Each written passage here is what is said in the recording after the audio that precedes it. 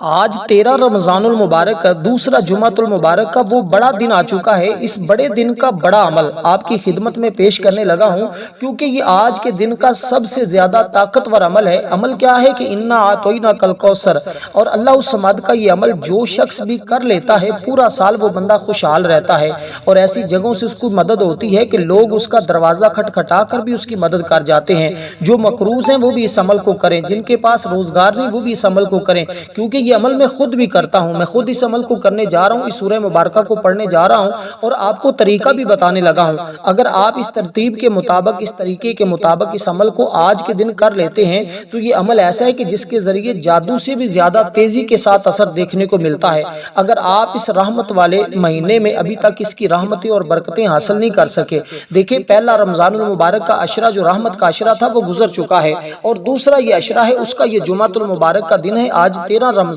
ہے اور یہ برکتوں والا جمعہ ہمارے پاس موجود ہے، اس کا ہر گھڑی ہر لمحہ ہی برکت والا ہے۔ یہ عمل آپ کس ٹائم کریں گے، اس کا طریقہ اور ترتیب کیا ہے، یہ مکمل بات میں آپ کو سمجھاؤں گا۔ جیسے اللہ والوں نے اس عمل کو کیا، اس کی برکتیں حاصل کی، جیسے صدیوں سے لوگ اس عمل کو کرتے آ رہے ہیں اور فائدہ حاصل کرتے جا رہے ہیں، کیونکہ اس عمل کے ذریعے ہر سال کئی لوگ مالا مال ہوتے ہیں، کئی لوگوں کا مقدر سنورتا ہے، کئی لوگوں کی قسمت بدلتی ہے، کئی لوگوں کی زندگیاں اور حالات بدل جاتے ہیں، اس لیے کہ اللہ کے اپنے بندوں کے لیے نعمتوں اور انعامات کا شمار کرنا ممکن ہی نہیں، کیونکہ اللہ تعالیٰ اس میں اتنی رحمتیں اور برکتیں نشاور فرما دیتا ہے۔ اللہ تعالیٰ اس بندے کو اپنا قرب عطا فرماتا ہے، اپنی محبت عطا فرماتا ہے، پھر وہ بندہ اس عمل کی بدولت جو چاہتا ہے وہ پا لیتا ہے، یعنی جو مانگتا ہے اللہ تعالیٰ وہ سب کچھ اس کو عطا کر دیتا ہے۔ اس لیے کہ رحمتوں اور برکتوں والا مہینہ اپنی تمام تر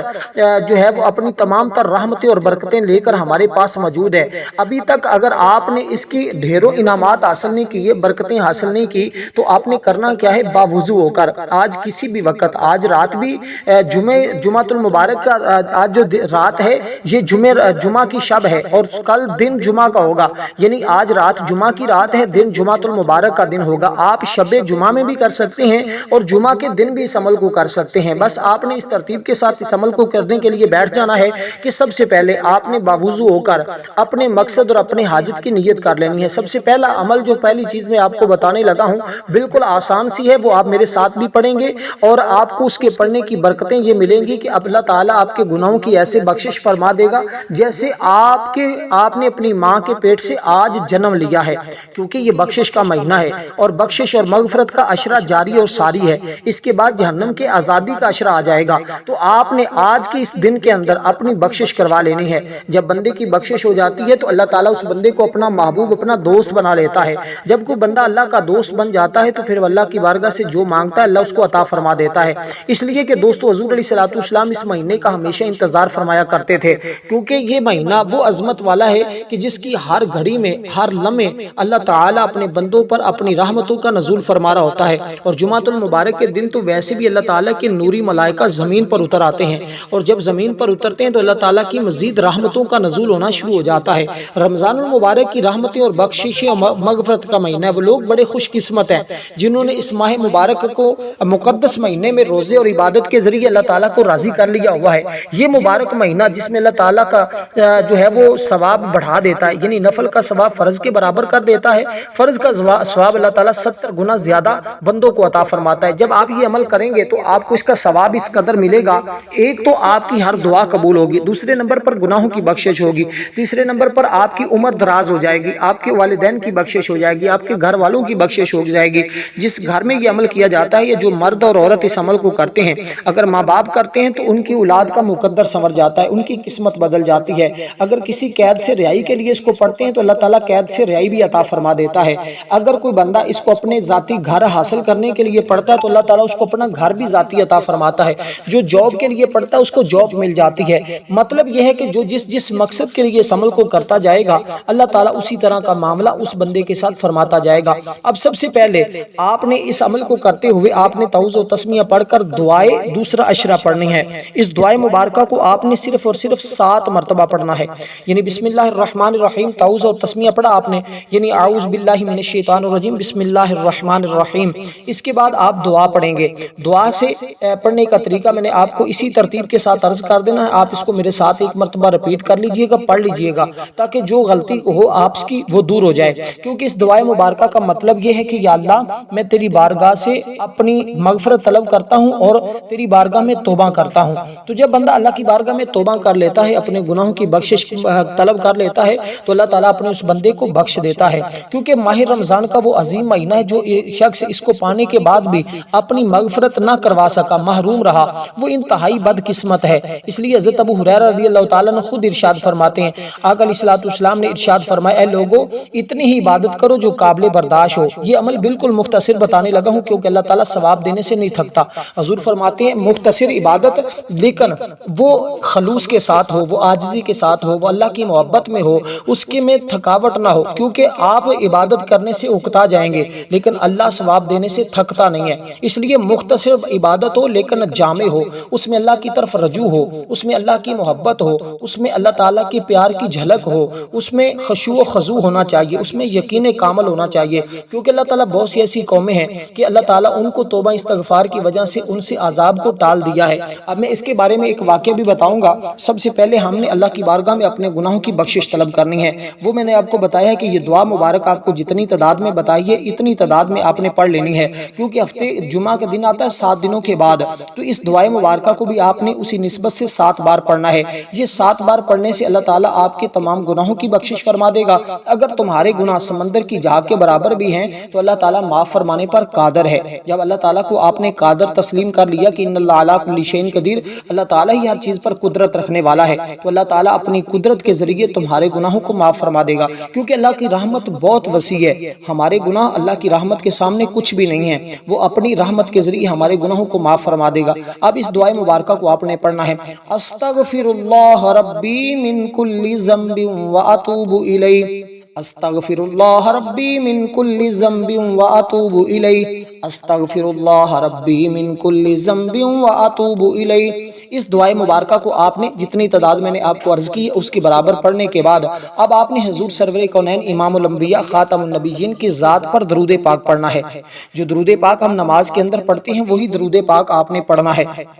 درود پاک پڑھنے کے بعد اب سنیے گا ذرا، جب درود پاک آپ پڑھ لیں تو اس کے بعد اللہ تعالیٰ کی اسی صفت پاک کے ساتھ آپ نے اللہ تعالیٰ کو یاد کرنا ہے، جس صفت کے ذریعے اللہ تبارک و تعالیٰ اپنے بندوں کو مالا مال کرتا ہے، اپنے بندوں کو غنی کرتا ہے۔ اس کے ساتھ پھر آپ سورۃ کوثر مبارک، سورۃ کوثر شریف کی تلاوت کریں گے، اس کی ترتیب اور طریقہ کار بھی میں آپ کو بتا دوں گا۔ اب سب سے پہلا عمل جو میں نے آپ کو عرض کر دیا، اس کو جب آپ نے یہ الفاظ پڑھنے ہیں، اس عشرے کی دعائے مبارکہ کو جب آپ نے پڑھنا ہے تو اپنے ذہن میں آپ نے یہ تصور رکھنا ہے، یا اللہ جو مجھ سے جانے میں انجانے میں جتنی بھی گناہ ہوئے ہیں، جتنی بھی خطائیں ہوئی ہیں، جو جان بوجھ کر میں نے کی ہیں، جو جانتے ہوئے بھی کی ہیں، جو مجھے خبر بھی نہیں تھی وہ بھی جو میں گناہ کر بیٹھا ہوں، تیری نافرمانیاں کر بیٹھا ہوں، تو مجھے معاف فرما دے، تو اللہ تعالیٰ تمہیں معاف فرما دے گا۔ تو اس ترتیب کے ساتھ جب آپ توبہ کریں گے، کیونکہ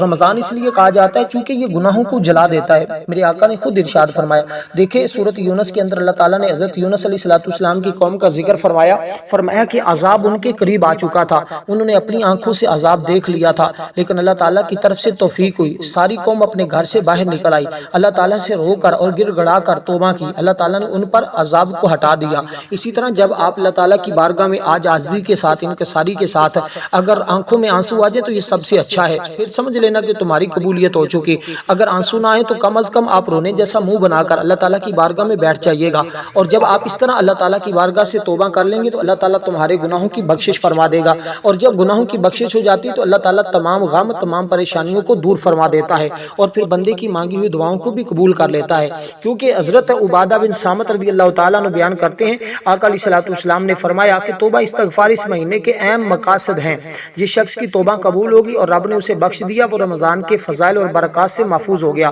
یا رسول اللہ صلی اللہ علیہ وسلم، اس طرح کہ آقا علیہ الصلوۃ والسلام لمحہ بلمحہ توبہ استغفار کرتے تھے جب یہ مہینہ آتا تھا، اور جب رمضان آیا تو سرکار دو عالم صلی اللہ علیہ وسلم نے فرمایا تمہارے پاس رمضان آ گیا، یہ برکت کا مہینہ ہے، اللہ تعالیٰ تم کو اس میں ڈھانپ لیتا ہے، اس میں رحمت نازل ہوتی ہے، گناہ جھڑ جاتے ہیں، اس میں دعا قبول ہوتی ہے، اللہ تعالیٰ اس مہینے میں تمہاری رغبت کو دیکھتا ہے، سو تم اللہ تعالیٰ کو اس مہینے میں نیک کام کر کے دکھاؤ، کیونکہ وہ شخص بدبخت ہے جو اس مہینے کی برکتیں حاصل نہ کر سکا، جو دوسرے عشرے میں اپنی بخشش نہ کروا سکا، تو اس لیے آپ اس برکت سے محروم نہ رہنا، کہیں آپ بدبختوں میں نہ شامل ہو جانا۔ تو دوستو اسی طرح آپ نے اللہ تعالیٰ کی بارگاہ میں اس اسم مبارک کو پڑھنا ہے۔ اب یہ جو دعائے مبارکہ ہے جب آپ اس کو پڑھ لیں گے اس کے بعد آپ درود پاک پڑھیں گے، جو درود پاک میں نے آپ کو پڑھنے کے لیے بتایا ہے، یعنی درود پاک آپ کوئی بھی پڑھ سکتے ہیں، چاہے آپ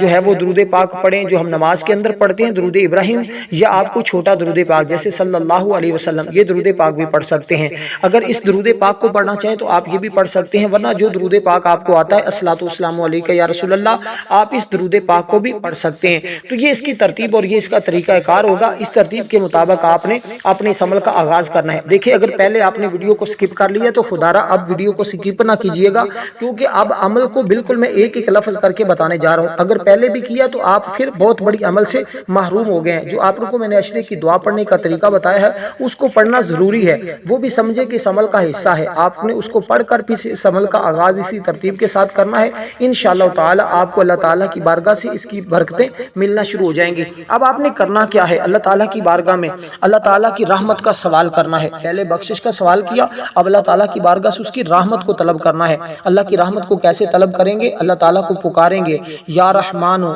یا رحمانو یا رحمانو یا رحمانو، اے بندوں پر رحم کرنے والے مجھ پر بھی رحم فرما دے۔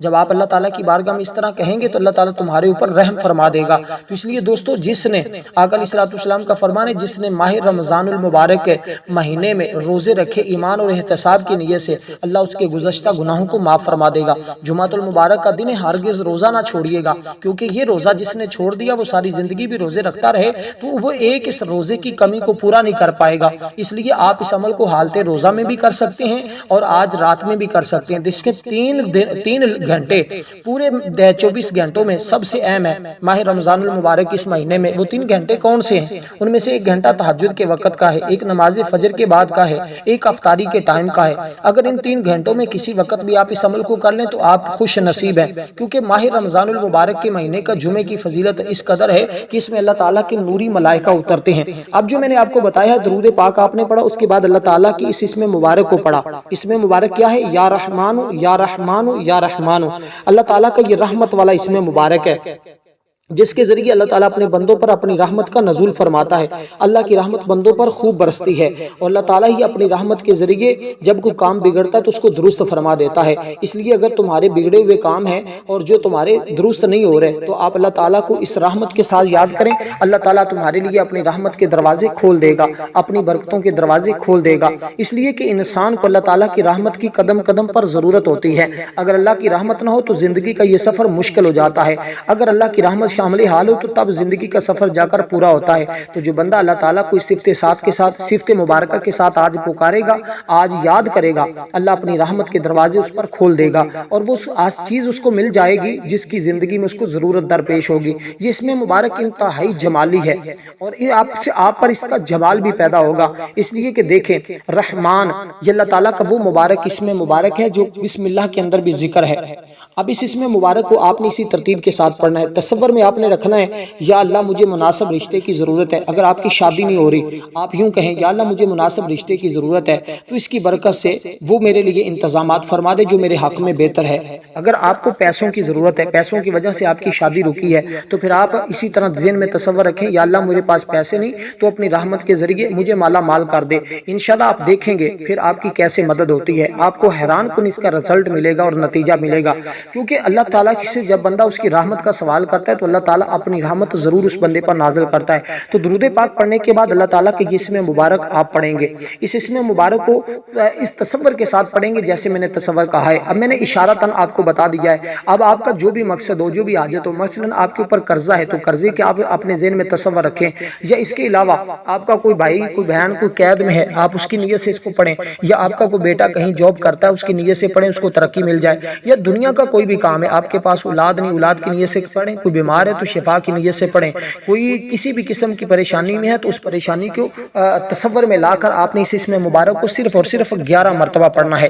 اس کے بعد اللہ تعالیٰ کی ذاتی صفت کے ساتھ اپنے رب کو یاد کرنا ہے۔ انشاءاللہ جو اللہ تعالیٰ کو اس کی ذاتی صفت کے ساتھ یاد کرتا ہے اللہ تعالیٰ اس پر اپنی رحمتوں کے دروازے کھول دیتا ہے۔ تو دوستو اس ترتیب کے ساتھ آج آپ نے یہ کام کرنے ہیں۔ اب اللہ تعالیٰ کی ذاتی صفت کون سی ہے؟ بہت سارے لوگ شاید اللہ تعالیٰ کی ذاتی صفت سے محروم ہے، جن کو اس ذاتی صفت کا نہیں پتا۔ اللہ تعالیٰ کی جتنے بھی اسماء مبارکہ ہیں سارے کے سارے صفاتی ہیں سوائے ایک نام کے۔ اللہ تعالیٰ کا جو ذاتی نام ہے نا وہ ہر شخص کو پتا ہونا چاہیے۔ اللہ تعالیٰ کا ذاتی نام ہے اللہ، اللہ اللہ اللہ اللہ، یہ اللہ تعالیٰ کا ذاتی نام ہے، کیونکہ اللہ تعالیٰ کی ذات وہ ہے جو واحد ہے، اس کی ذات میں کوئی دوسرا شریک نہیں ہے، وہ کائنات کی ہر شے کا مالک ہے، خالق ہے، ہر شے اسی نے پیدا فرمائی ہے، زمین و آسمان کے خزانے اسی کے قبضے میں ہیں، کیونکہ وہ ارض و سما کا مالک ہے،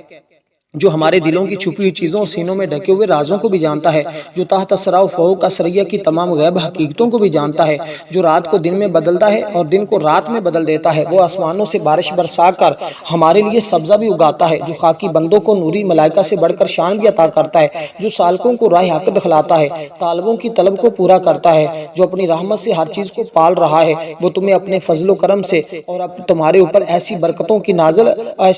کی رحمت کی بارش نازل فرمائے گا کہ تمہیں کسی چیز کی باقی کمی نہیں رہے گی، تم زندگی میں کسی کے محتاج نہیں ہوگے، کیونکہ وہ اپنے ملک میں جس کو چاہتا ہے عزت دے دیتا ہے، جس سے چاہتا ہے اسے عزت چھین بھی لیتا ہے، جس کو چاہتا ہے اس کو بادشاہ بنا دیتا ہے، جس کو چاہتا ہے تو بادشاہ کو بھی فقیر کر دیتا ہے، اگر فقیروں کو وہ بادشاہ